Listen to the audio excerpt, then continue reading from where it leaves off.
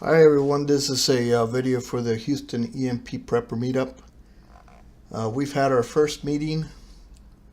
There's been a couple of things that have changed since then. The name of the group has changed from the Houston Survivalism Meetup to the Houston EMP Prepper Meetup. I did that because after the first meetup I realized that the focus of this meetup really should be about EMP. That's really what I believe we need to prepare for, and that's really what I should have named the meetup to begin with. So I changed the name. Now it's Houston EMP Prepper Meetup.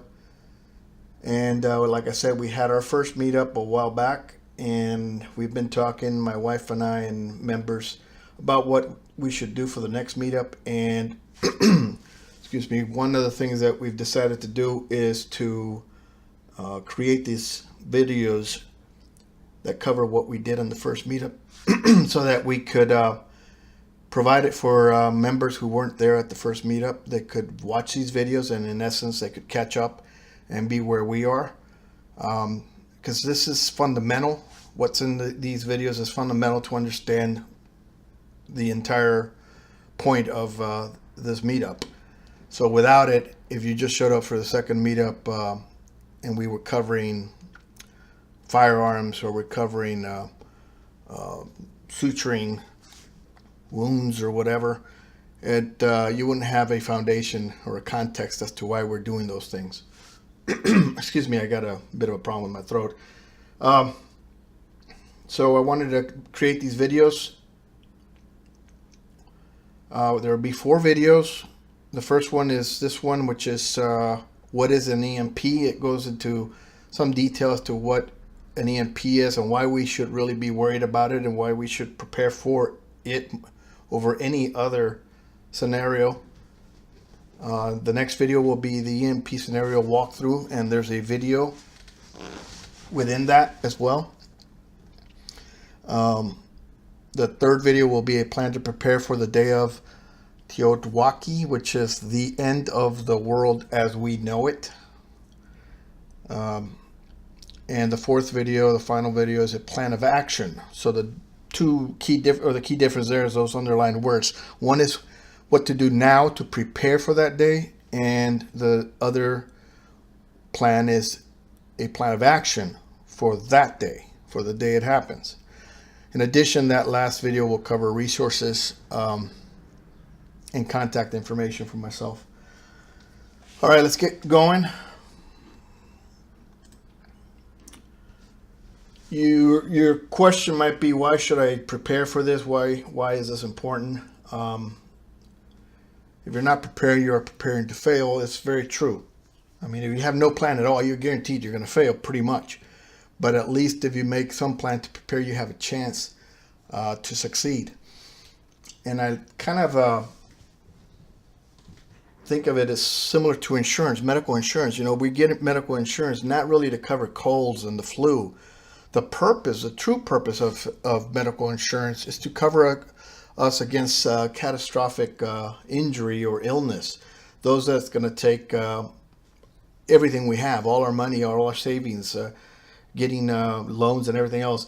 If we were to get one of those illnesses and we didn't have insurance, we'd be wiped out. We might lose our home, our cars, whatever. So the purpose of the insurance is to step in at that point and cover that.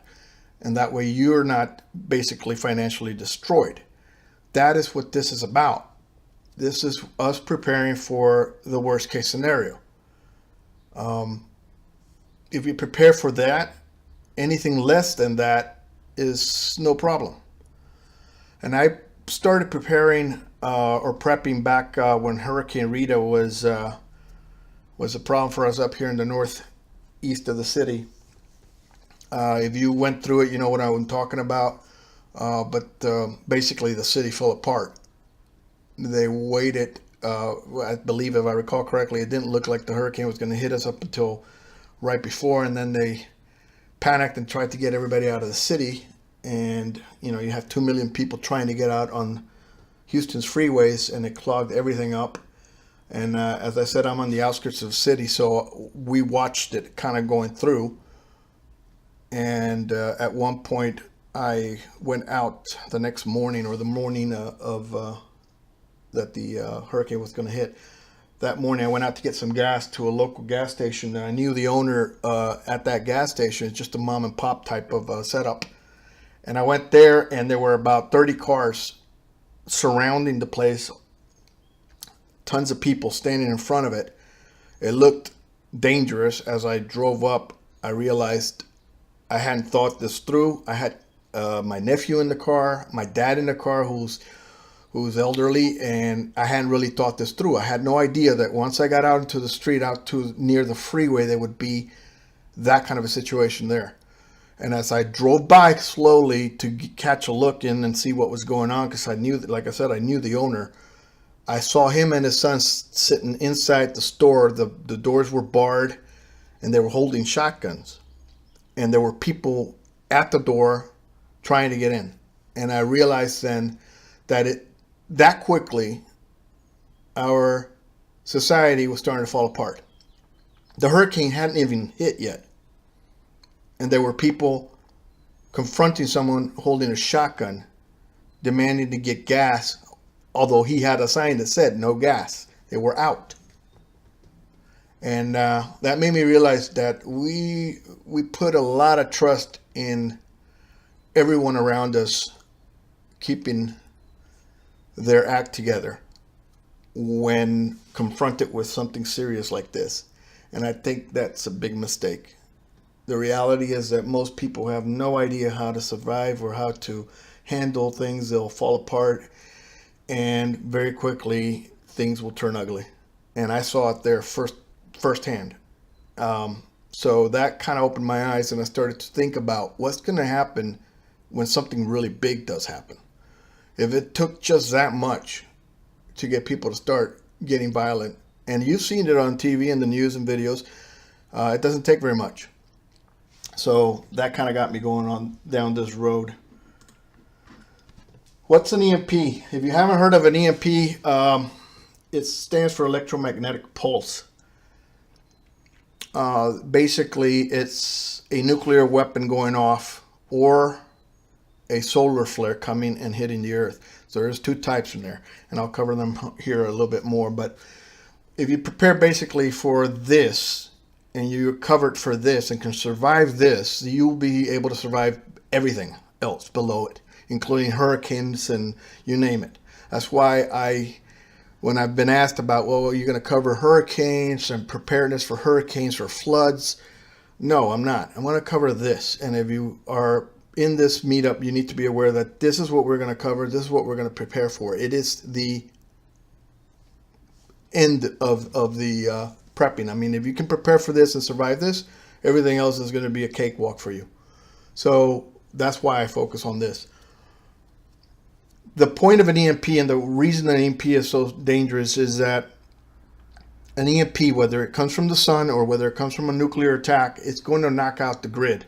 Our grid is our electrical grid across the entire country, what provides power for your home and businesses, and the stoplights and the lights out on the street. Every single thing that is running on electricity across this country depends on our electrical grid. And an EMP will knock that out nationwide. Now, what about other things that can happen that people say, well, we should prepare for economic collapse or hurricanes or tornadoes, earthquakes or floods? If you look at each one of these in turn, in economic collapse, for example, in that situation, the government's still going to be running. Banking, utilities, all of those things are likely to still be operating. They won't be completely devastated. They might be affected, but they won't be completely knocked out. Not to mention that an economic collapse is going to be temporary. It's not going to be forever. It might last years, but basically in worst cases, but I'm rather confident that we will be able to recover from something like that. We did it in the Great Depression in 28 in a situation when we were much less prepared and much less capable, and we recovered from that. Hurricanes and tornadoes, those are localized, those are temporary. Earthquakes are also temporary, and generally localized. That means that they happen in an immediate area. They might happen, a tornado or hurricane might hit this part of the country. It's not going to affect California. It's not going to affect New York. So those other parts of the country can help us. If we get hit by a hurricane, for example, the federal government can come in and help us. Floods, same thing. We've seen dozens of floods across the country. And while that area might be hurt, other parts of the country are able to step in and help. That's why these things are different from an EMP.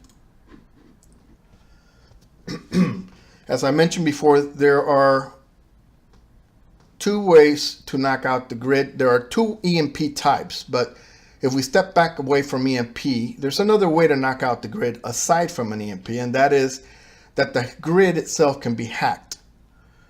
That should scare the heck out of you, because if you've noticed, hacking has been performed at the highest levels of our government. Hackers have been able to get in. They're in there reading, political emails and things like that really are child's play compared to what they could really be doing if they first off wanted to or were given permission. And that is, they could go in there and hack our grid. We have three grids: the East Coast grid, the Texas coast, the Texas grid, and the West Coast grid. These three grids provide all the electricity for our country. Now, from studies and publications, we know that Russia and China have already hacked our grid. They've already been in, they've looked around. But Russia and China are less likely to attack our grid through hacking, because our economies are interdependent. And they're no idiots. We would likely find out who did it, and then they'd have to pay for that. So much like we were able to survive the Cold War with the Soviet Union, because we knew that we would each wipe each other out, I think that this is much less of a danger. Now, Iran, North Korea, ISIS, or other terror groups, they're all been probing. They've been trying to see how things run and what they can find out. They are less or not at all interconnected with the West. Iran, North Korea, and ISIS, think about it, they don't care if we go down, because it's not likely to affect them very much. So that takes that deterrent away. Now, even though they're less capable, they can hire third-party mercenaries. At the time that I put this together, ISIS was reported to have $2 billion in cash or gold and other things. So they have the funds if they wanted to hire people to come in and try to hack us. Now, and I believe that ISIS, as one particular entity, is much more dangerous than the Nazis, for example, ever were. If you think about the worst of the worst, everybody always goes to the Nazis. The Nazis, you're as bad as Hitler, this, that, the other. You always go to the Nazis. Why? Because they were the worst. But I believe they pale in comparison to ISIS, because Nazis were ordered and controlled by Hitler. But ISIS is ordered and controlled by their God. So it's one thing to follow a man. It's quite another to say, God is telling me to do this. And that makes them even more dangerous in my eyes. All right, the second way that you can knock out the grid is through an EMP. And as I mentioned before, EMPs come in two types. The natural kind, which comes from the sun. These are basically explosions that happen on the sun's surface, and it sends out the EMP. Now, they're constantly going out from the sun all the time. The problem is that the Earth is spinning around the sun, and the EMP may go out in one direction while the Earth is in another direction, so it never hits us. But every once in a while, and there's been some estimates that every 75 years or so, I'm not so sure that that's correct, because we don't really have a track record going back past 150 years or so. But we have been hit by these before. And if you want to research it, look up the Carrington event. Carrington, Carrington. That was an EMP that hit us from the sun in the 1850s or 60s, I believe it was, and it knocked out what we had at the time, which was very rudimentary electrical grid. But it knocked it out. It started fires because of the electricity that was sent through those wires from the EMP that we got hit from. It knocked out telegraph offices. It shocked telegraph operators as the pulse of electricity came through the wires. It came into the office and literally shocked and knocked people out. This is in 1850 something, 60 something that this event happened, and it was in comparison, or in studies from today, they actually believe that wasn't even as big as it could have been. That there are some that could be as much as 10 times worse. So there's a book called The Sun Kings, I believe. The author's name is Clark. It's been recommended and covers that entire event. So if you want to kind of know a little bit more about that. The problem with the EMPs from the sun is that they're random in timing and location and effect. Actually, the second part of that is not quite true, because it is estimated and believed that an actual EMP from the sun, a big one hitting the earth directly, would be even worse than an EMP from a nuclear attack. Because an EMP from a nuclear attack against the United States, for example, would affect North America, the US, and maybe parts of Mexico, parts of Canada. But it would be localized to us. Europe wouldn't be affected. An EMP from the sun, a big one coming in and having a direct hit on the earth, would knock out the entire globe. The grid of the world. You want to talk about a nightmare. It's bad enough going through this exercise here and trying to figure out what would happen to us here. Imagine it happening worldwide. We have anywhere from 12 hours to 3 days of warning with an EMP from the sun. So there's not a lot of time, really. One of the things that can be done by the government is they could shut down the grid. They could come out and say, because if they shut it down, there's potential for less damage. So they could actually get in there and shut down the grid before it hits us and simply try to limit the damage that way. But the big but here is this. As I mentioned before, our grid is 3 parts: West Coast, the East Coast, and Texas. In order to start up one of the other grids that is turned down or shut down, you need one of the other 2 grids to be running. It's almost like it needs a jump start. Well, in this scenario where the Earth is getting hit by an EMP from the sun and you shut down the entire grid, how do you start it back up? This is literally a problem that they've been trying to deal with and that they are aware of. So another problem there. The other type of EMP other than the sun is a man-made, and that's a nuclear warhead, a nuclear bomb as we've come to know them growing up. If you have a nuclear attack on Earth, on the surface of the Earth, for example, we see what we see in the videos of Hiroshima or Nagasaki in Japan from World War II. Basically, the city is wiped out. Buildings are knocked down. Trees are burned away. People are disintegrated. That is what happens when you blow up a nuclear warhead. But if you take that same nuclear warhead and detonate it 300 miles above the Earth, so instead of blowing it off on the surface or close to the surface, you blow it off up 300 miles up or thereabouts, you get a completely different effect. Nothing on the ground, as far as buildings or people or trees or anything, is affected, except for the electrical grid. Now, for this man-made nuclear warhead, the problem, unlike the one coming from the sun, is that for these, there's no warning. Their system is that if Iran were to take a Scud missile with a nuclear warhead and launch it from the Gulf of Mexico or the East Coast, we would have anywhere from 5 to 7 minutes, and that's just not enough time to do anything about it. So in essence, there is no warning for one of these attacks.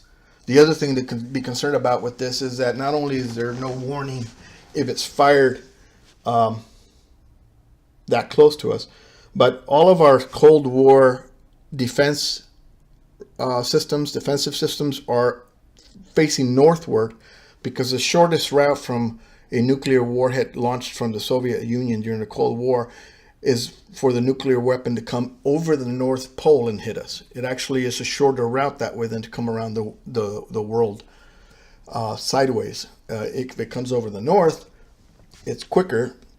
So we placed all of our defensive systems facing north to detect those.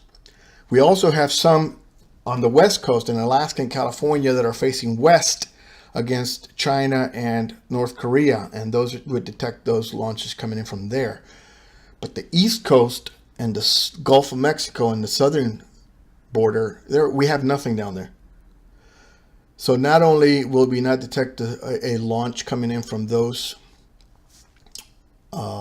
in the Gulf or the East Coast, if the Russians wanted to, they could actually launch a system coming in from the South Pole under us, and we wouldn't detect it. So we got some serious problems there. Now, all of this that I'm talking about can be found in the studies that were done by the government.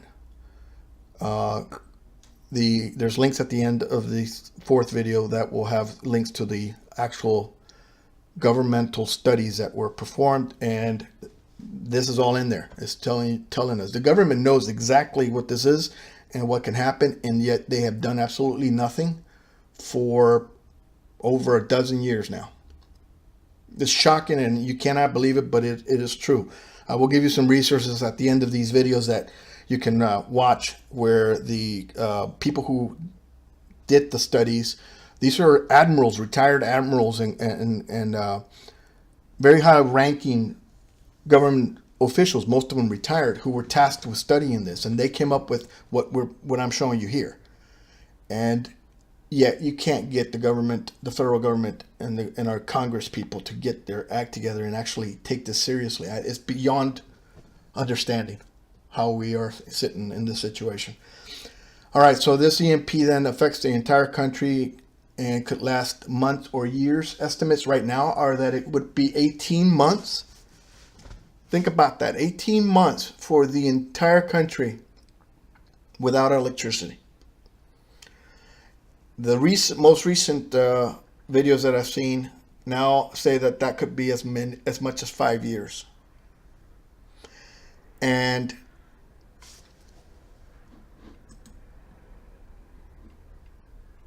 one of the things I wanted to cover here real briefly, these estimates of 18 months and 5 years. Estimates are that 80% of the people, previously, when I made this slide, estimates that I had seen where 80% of Americans would die within a year. Actually, probably a lot less than that. But within a year, 80% of Americans would be dead without electricity.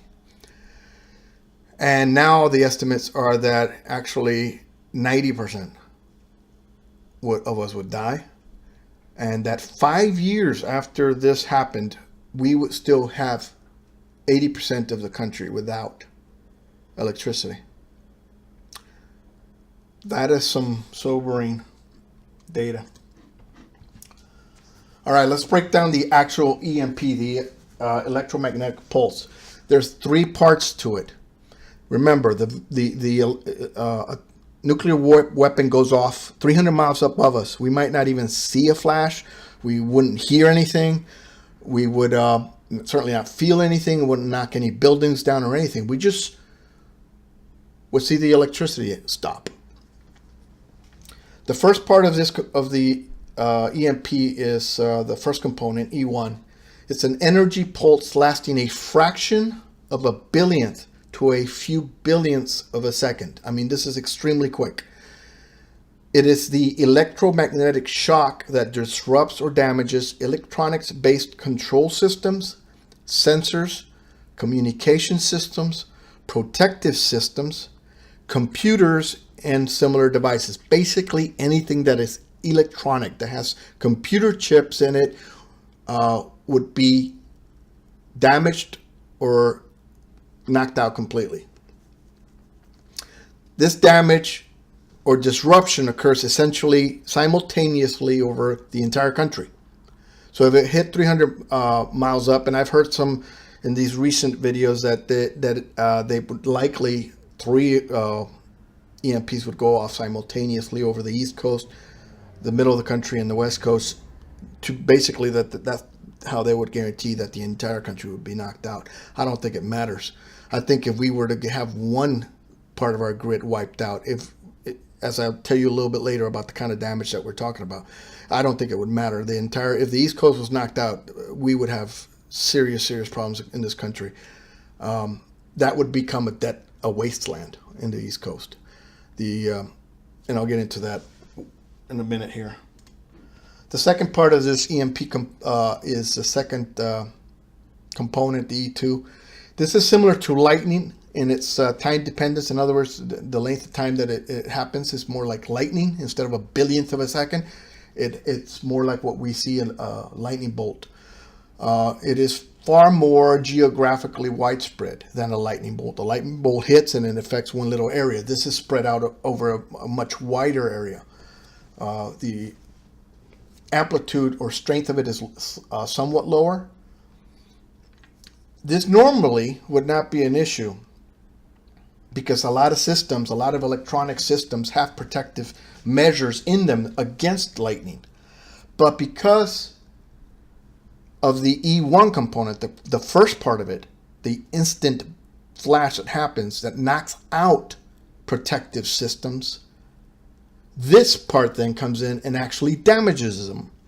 So the E1 part knocks out the protective system, and then this E2 part comes in, and now that it's no longer protected, comes in and damages everything behind it. So this is why E2 isn't a problem in an EMP. Then there's the third part, the E3, the third component of an EMP. This is a slower rising, longer duration pulse, and it creates disruptive currents in long transmission lines across our grid. You know those really big, heavy lines that are sitting out there? You've seen them across the country, really. The big lines, and not only those, but every single electrical line that carries electricity in our country, all of those would be damaged.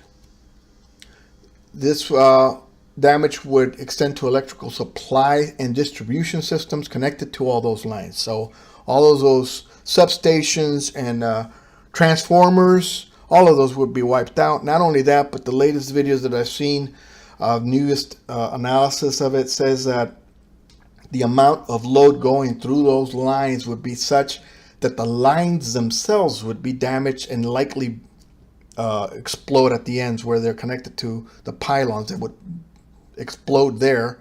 And what that means to us is this: it's not simply a matter then of restoring our power generation, but now we also have to replace our lines. And you can imagine how much harder that is, as we have hundreds of thousands of miles of electrical lines. They would have to be replaced. This sequence of E1, E2, and E3 can compound the damage. Each later damage increases because of the result of the earlier damage. So this is a nightmare scenario. Now, the effects of an EMP, as far as electronic components are inside all the electronic gear we have, televisions, computers, phones, everything that uses computer chips, all of them are tightly packed. At that level, when the EMP comes through, you're going to get what's called arcing. It can or will occur between those components, and it will short them out or burn them out. There's an example, 2 wires, and you can see the arcing that's going on. This purple line right here, this is arcing. There's electricity in this wire, and it's jumping, or in one of these, and it's jumping across from one wire literally through the air. It is creating a connection.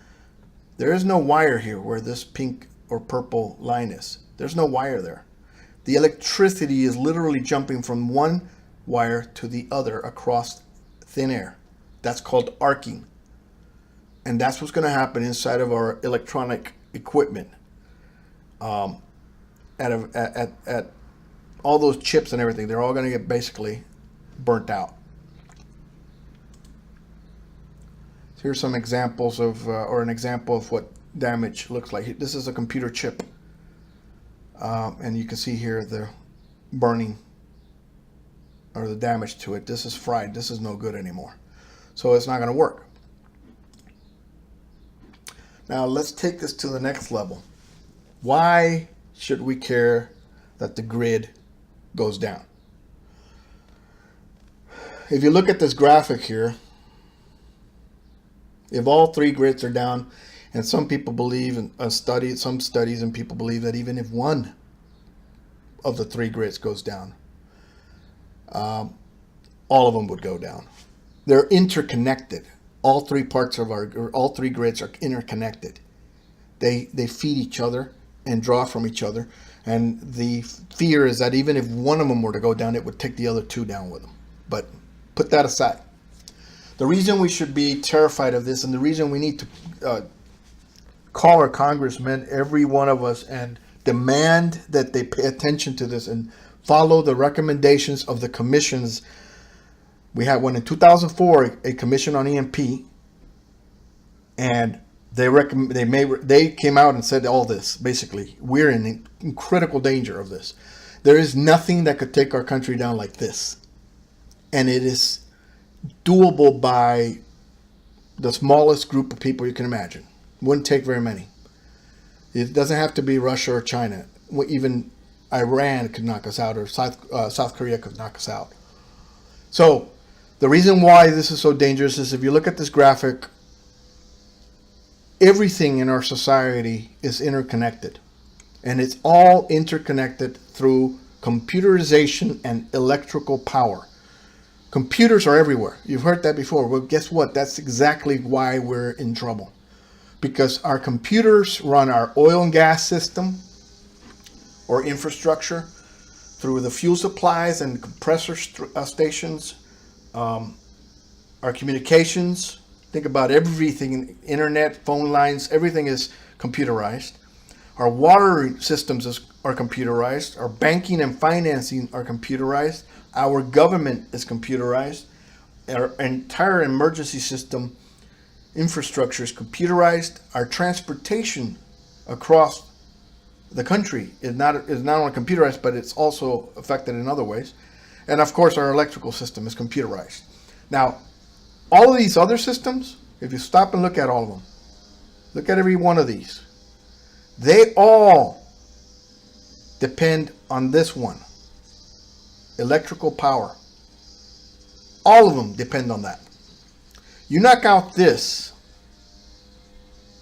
and everything else goes down. And in particular, the ones that really concern me is that when this goes out, oil and gas goes out, transportation goes out. So communications go out. So in one attack, our entire grid goes out. Because our grid goes out, we cannot get electricity to our communication systems. And because our cars, our trucks, our 18-wheeler rigs, all of them have computers in them. Your car has computers, like dozens, little computers all over it. Your modern car is computerized. It's going to be knocked out. And that means no gas is going to get from those refineries to the gas station. So your gas station is going to run out of gas quickly. Not only that, those gas station pumps are run by electricity. So it doesn't even matter if there's gas in them. You can't get it out of them without electricity. So imagine that for a second there. No power, no oil, no gas, no transportation, no phones, no communications. And guess what else runs from electricity? Water.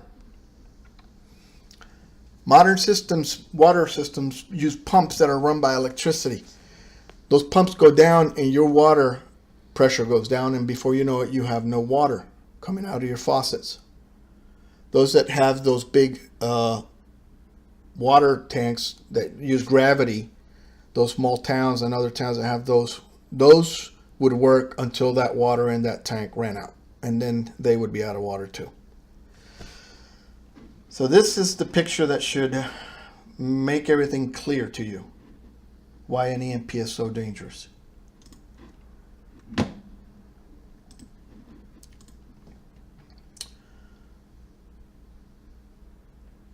I covered some of these things already in my talk, so I'll just kind of glide over them here.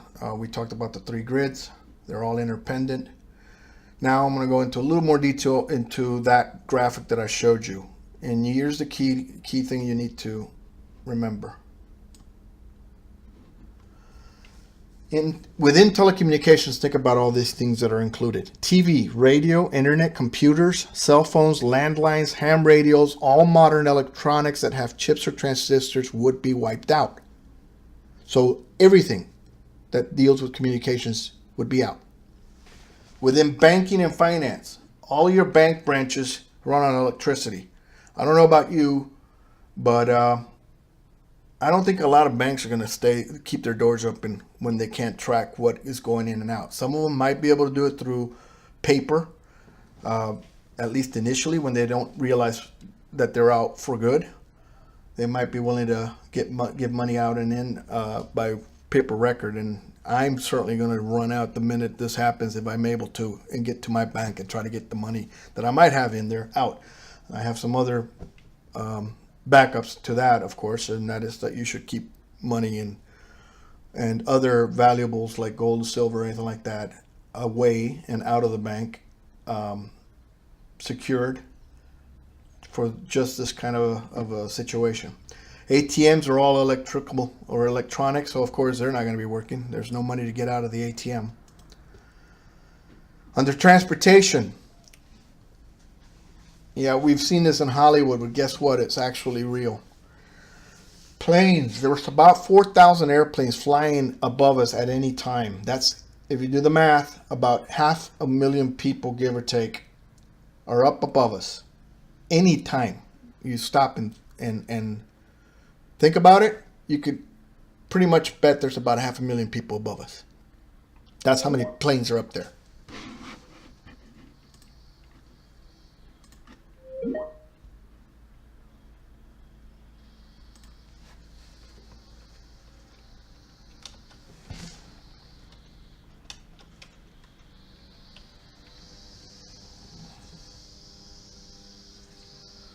Let's move on to fuel and energy infrastructure.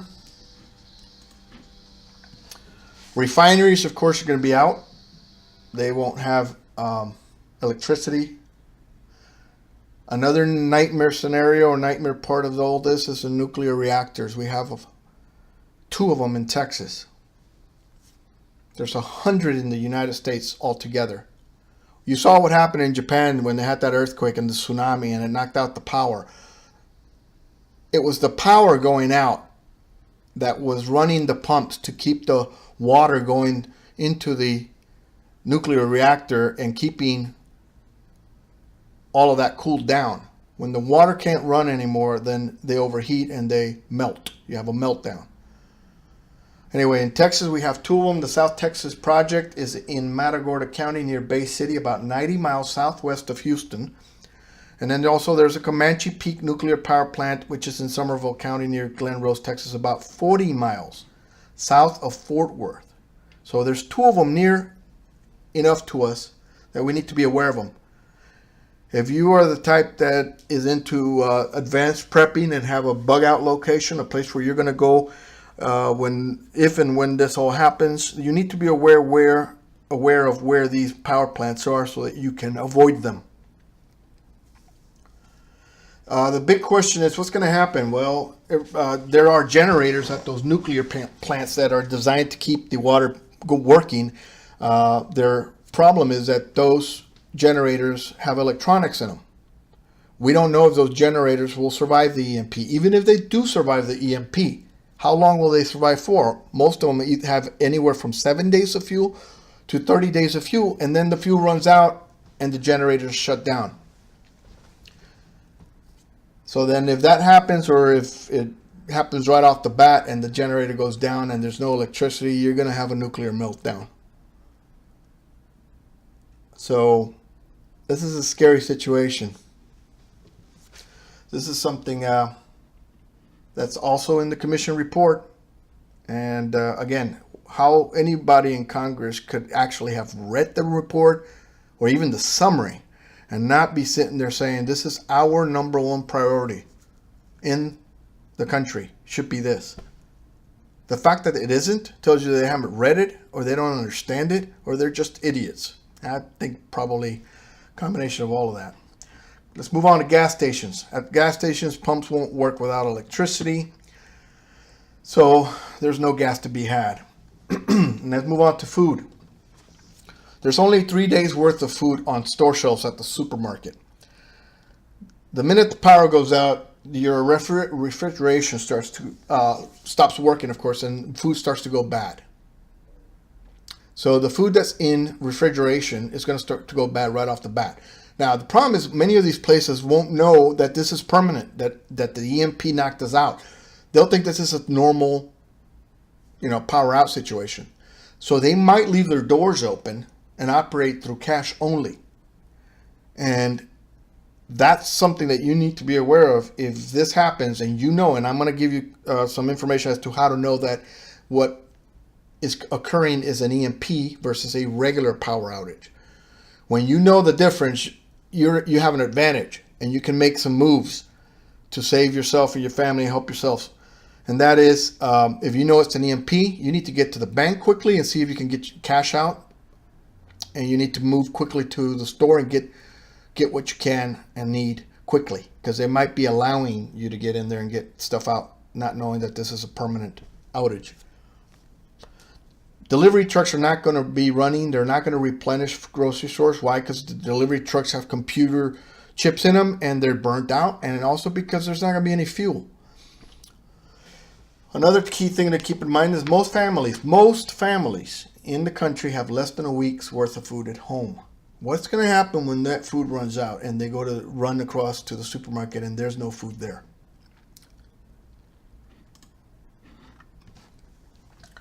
The water supply. Water facilities require electricity to run on pumps. Most towns use electric pumps to run water up to their water towers. Once the water in those towers runs out, they're out of water. And most people, I would say 95 to 99% of the people do not know how to purify water. I mean, I think most of us know that, most of us know that boiling water purifies it. I wonder if most of us actually do know that. We stopped teaching a lot of stuff in the last 30, 40 years, and I bet most young people don't know that if you boil water, it will make it safe to drink. We have, as a nation, dropped the ball big time with our younger generations. They would not survive a couple of days in this situation. They are so helpless. And that's our fault. And this is part of, hopefully, how we start to fix that. First off, they need to become aware of this problem. And if they become aware of this problem, then they might be open to learning about how to prepare for it. Emergency services. Move on to emergency services. Police, fire department, EMS, they will all be out. There will be no phone service, so there will be no way to call them, even if their phones worked. Even if the phones work, they're not going to be able to get out. They have no fuel. Their vehicles are dead. So add that to the mix. No one to call for help. Now you got prisons. There's 1 million prisoners in the country. What's going to happen with them? What is going to happen to those prisoners? Will they be released when the prison can no longer care for them? There's some dangerous people in there. And I bet there's going to be some people who cannot deal with leaving them in there. They're going to say, I can't just leave them in there. They're going to die. And they're going to open those cells. I'm not passing judgment. I'm just telling you that this is something, another problem we need to think about if this were to happen. Another thing that is in one of the recent videos, which again I'll put research in the resources section, videos to these newer things that I've come across recently. About a quarter of us are on medications. Well, actually, I'm going to cover here in a second, so I'll just hold that and save it to then. Let's move on to nursing homes. What happens when all those nursing homes have no power anymore? No feeding tubes working, no breathing machines working. Many of those elderly people will not survive very long at all without electricity. Most of those nursing homes have generators that kick in when the power goes out, so that it keeps all the medical equipment running. When the power goes out in an EMP and those generators do not work, these people are going to die relatively quickly. So I mentioned about medications, prescriptions. Here's hospitals. Backup generators, of course, will, if they run at all, will quickly run out of fuel. And hospitals have patients. I apparently deleted some text here. Hospitals have patients that will quickly die because they're dependent, much like a nursing home, on these machines to be running. And they're going to simply not be running. And they're going to quickly die. Prescriptions. If you are a diabetic and your medicine needs refrigeration, which it does, then what happens when the power goes on and there's no refrigeration? What about the pharmacies that are not going to be open? Of course, everything's going to be looted. You know that already. We've seen that even in minor situations. The nutcases go out to the streets and immediately start looting and vandalizing, and they will go into supermarkets, pharmacies, Walmarts, every store, every business is going to get knocked out, and there won't be any police ability to stop them. You can't send out the National Guard when the National Guard can't get there because their trucks won't run. And the National Guardsmen who are at home can't get to the base because their cars won't work. So this will be another major problem. What about space systems? There's some doubts. I think this information I got from one of the commission reports, and that is that they believe satellites would be operational. But any ground stations that those satellite systems talk to, of course, will be out. So how much value any of those satellites would be is debatable. Some questions are about GPS working, because they work off of satellite systems. If your GPS is protected, you manage to protect it and it doesn't die in the initial EMP, it could be talking to that satellite that's still running up there. That's a toss-up. Nobody really knows. But it is something to be aware of. Does that mean that I'm going to take some GPS and put it away in a Faraday cage or some other mechanism to try to protect it? Absolutely. Just in the off chance that a satellite is still working. Our government, high-level government and military are already to some extent protected. I've now seen in the most recent studies that even the military's protection against EMP isn't quite enough. The study that was done by the military that generated their military specification, which is also linked to in the resources, was done to protect communications equipment. And it's not designed to protect other equipment like vehicles and other things. It is now very much in doubt, or somewhat in doubt, I should say, in the latest stuff that I've seen, that even the military's, at least the initial work they did on EMP protection might not even protect them. Air Force One is EMP protected, but I do think that the military, the minute they know about this, they're going to move on this, because they are the type of organization that does something about things typically. When it's in their control, they do it. When they got to depend on government, when they got to depend on Congress for things, it slows them down. But within them, I don't have any doubt that they're going to move and get things done. NORAD. If you remember NORAD, some of you people that might be my age,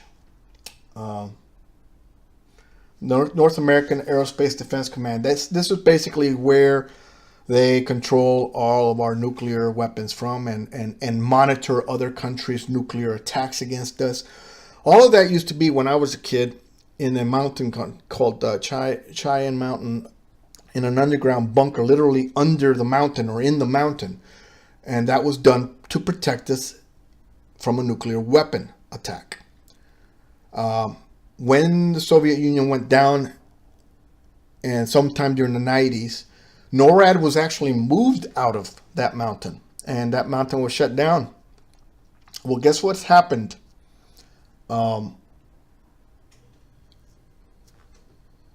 They moved back into the mountain, and it was because of an EMP attack scenario that they moved back into the mountain. This news came out when NORAD's commander, Admiral William E. Gortney, in 2015 basically announced it during a conference that they were moving back into the mountain, or had moved in. It's moving because of the very nature of the way that Cheyenne Mountain is built. It's EMP hardened. This is the Admiral who was in charge of our nuclear systems and detection systems, and they moved into the mountain because it's EMP hardened. They did that. That should tell you something. The other item I have here for the government is that the fleet, the Navy, that is out at sea will survive, but I don't know that that'll be much help to us. So look back at the list that I just went through and realize that none of those services, utilities, none of that will be available after an EMP. Some of them might last a couple of days. Many will stop immediately. What does that really mean? Let's take a very simple, straightforward approach to figure this out, and that's in the next video, which is an EMP scenario walkthrough. And in that video, I'm going to walk you through some information as well as show you a video that I put together that shows you what an EMP might at least be like. Somewhat, but I think the point of this next video is to make you think. Put yourself in that situation. Pick a day next week, a time in a day, and say, where am I likely to be at this time and at this date? Well, I'm probably likely to be at work, or I might be at home, or whatever. And say, okay, knowing what this EMP is like now, what would happen? What would I do? What would happen to me? What would happen to my family if and when that happened? I did that exercise. That's what triggered this entire meetup. I actually stopped and went through that in my head and realized how poorly prepared I was and how scary that situation, my scenario, how scary it was. When I saw that, I started to put together the meetup and ramp up my prepping. So anyway, for now, let's stop, and we'll pick it up in the next video.